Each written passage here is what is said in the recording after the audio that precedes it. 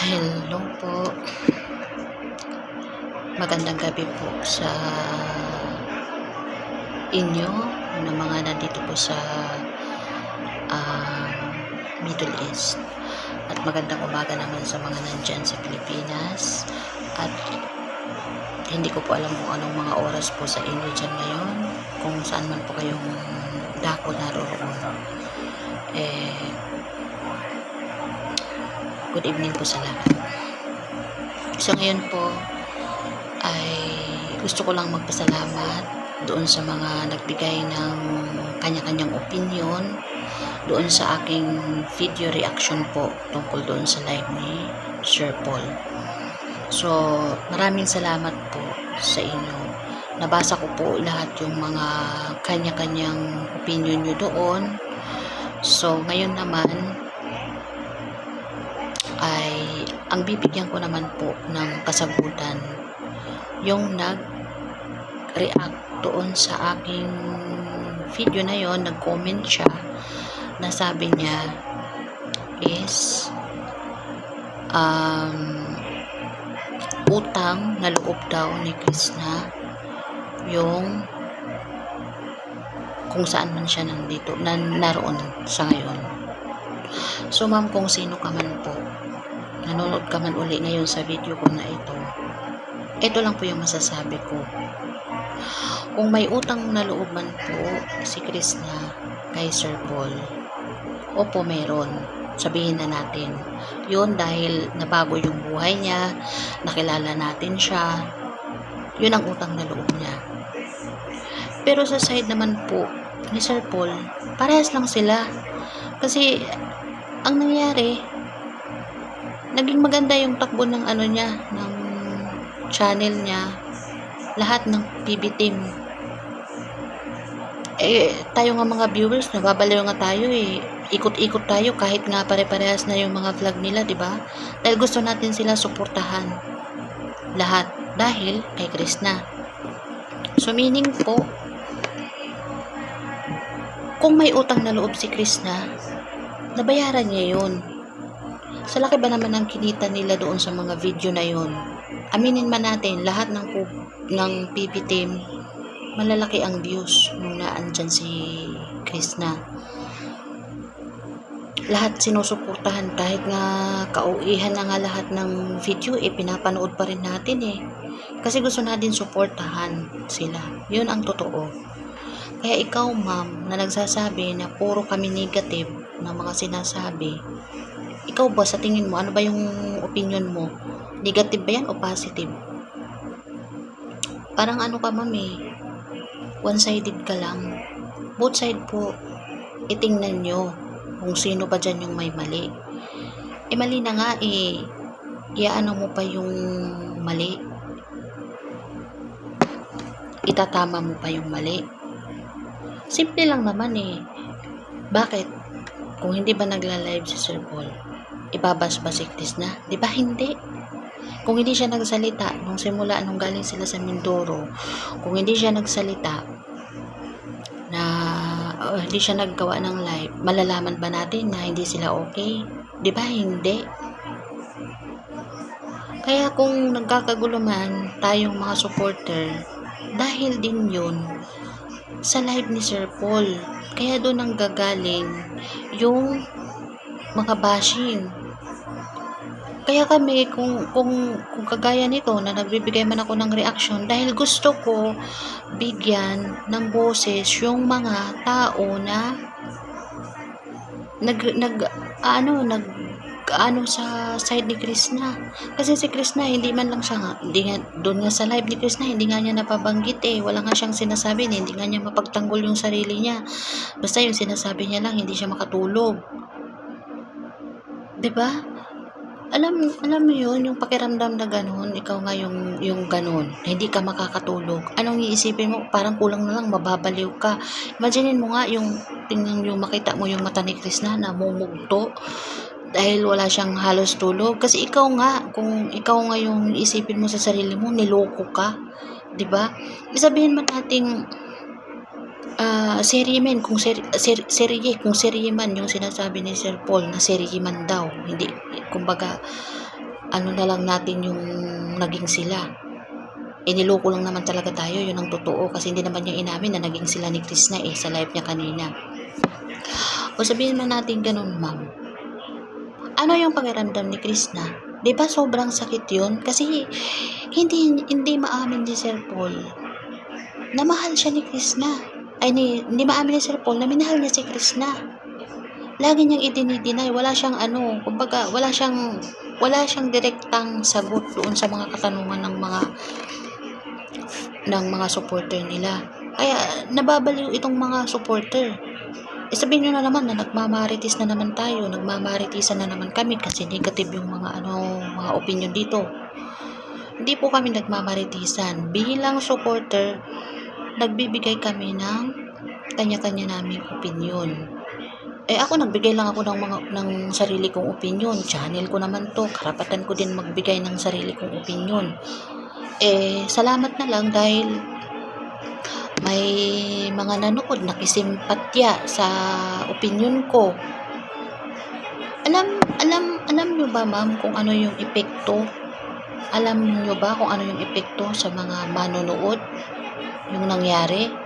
May nababasa ako sa mga comment na habang nanonood ako sa mga vlog nila Sir Paul.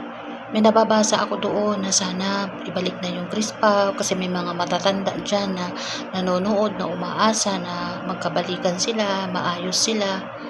Pero ano yung ginagawa ni Sir Paul? Sana hindi na lang siya nagla-live, or kung wala naman talaga sila ni Chris na hindi niya bigyan ng yung mga tao. Lagi lang siya, puro lang siya clue. Wala siyang direktang sagot. Alam mo yung para tayong baliw, para tayong manghuhula, tapos magagalit pa, sasabihin pa na tayo daw si Madam Auring, lahat na lang daw ng tumatakbo sa utak niya is hinuhulaan natin. Hinuhulaan nga natin para lang tayong mga baliw kasi naguhula-hula tayo kasi hindi natin alam kung ano yung nangyayari kasi wala naman siyang direktang sagot. Yun lang, ma. Kung doon ka kay Sir Paul na support, opinion mo yan, i-support mo, wala namang problema. Kami, nag-aano lang man din kami ng sarili naming opinion. Nandito kami sa side ni Krishna kasi si Krishna, wala man lang nagtatanggol sa kanya kahit isa sa PB team. Alam ko naman, naiintindihan ko din sa PB team, hindi rin talaga sila magsasalita kasi ayaw nilang masaktan yung boss nila. Diba? Kaya yun. At thank you po dun sa nagsabi sa akin na matapang daw ako na nag voice out nito na aking opinion. Ma'am, salamat po dun sa sinabi nyo. Hindi po ako nasabi na matapang ako, na nagsalita ako ng ganyan. Inilulugar ko po yung sitwasyon. Kasi ayaw ko po yung anong tawag nito? Gusto ko po magkaroon ng boses yung mga tao na nag-aanuhan doon sa mga comment section na wala silang pag nag-comment sila aanuhin sila bas naman sila ng supporter ni Sir Paul, parang nag-aaway-away, parang ganun. Ako din, nagko-comment din ako kaya bahala dyan kung patarin din ako ng nila, ng comment nila. Wala naman akong pakialam doon. Hindi naman po ako, at yun po, hindi po ako natatakot na mag-react ng ganito. Kasi hindi naman po ako binayaran ni Sir Paul. Wala po akong sa kanya. Wala po ako nakukuha ni singkong sintimo. Wala po. Kaya, hindi po ako natatakot na mag-react ng ganito. At saka wala naman akong sinasabing masama. Ang sinasabi ko lang ay katotohanan. Hindi man masama siguro na ipagtanggol ko yung tao at ipagtanggol ko rin yung nararamdaman ko bilang supporter. Ipagtanggol ko yun. Kagaya kanina na nanonood ako doon sa live, kulang na lang umapaw yung dugo ko sa sobrang sa sobrang inis ko doon sa sinabi niya na Isa lang naman yung tanong, isa lang ang sagot doon sa katanungan na yon na sinabi na kung naging sila ba talaga ni Krishna. Ang ginawa niya, inikot-ikot niya pa yung sagot. Diba? Kaya, ang ginawa ko, may channel naman ako. Nag-react ako sa sarili kong channel. Ay, yung sinabi nga ni Sir Paul doon sa mga ano niya na nagagawa-gawa doon sa mga group daw. Para daw hindi nag-aaway-away, mag-quit daw doon yung mga ibang supporter. O may mga ganun pa siyang sinabi. Bakit hindi mag-aaway-away? Siyempre, kasi yung ibang supporter na nandito sa side ni Krishna, siyempre naaawa. Ito namang sa side ni Sir Paul, ipinagtatanggol din si Sir Paul. Pero, kung ikaw po na nag-comment din kanina na nagsabi sa akin na may utang na loob si Krishna, kung ikaw yung nasa katayuan ni Krishna, hahayaan mo ba na yurakan yung pagkatao mo? Porkit ba mahirap, okay lang. Mahirap ka, okay lang na yurakan yung pagkatao mo dahil mayaman si Sir Paul? Hindi po yung tama. Alam mo, ako yung iniisip ko, yung magulang yung magulang ni Krishna din. Dahil kahit anong nila, kahit anong gawin nila, wala silang power, wala silang kasi may takot din sila. May takot din sila at tumatanaw din sila ng utang na loob. Kaya kahit ano yung sakit na nararamdaman nila sa dibdib nila o sa puso nila para sa anak nila, tikom yung bibig nila. Ayaw nila magsalita. Kaya yun po yung mga dyan na nagko-comment na puro negative yung mga nag-comment dito sa reaction ko kanina. Ay, hindi nyo po alam kung ano yung nararamdaman namin. Kasi parang ikaw na mahirap ka na tao, kagaya namin, mahihirap lang kami. Hindi naman kami mayayaman.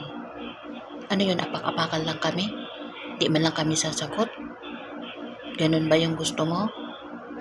Kahit naman nasa tama kami, mali pa rin, ipaggigiitan pa rin na maging mali kami kahit naman tama.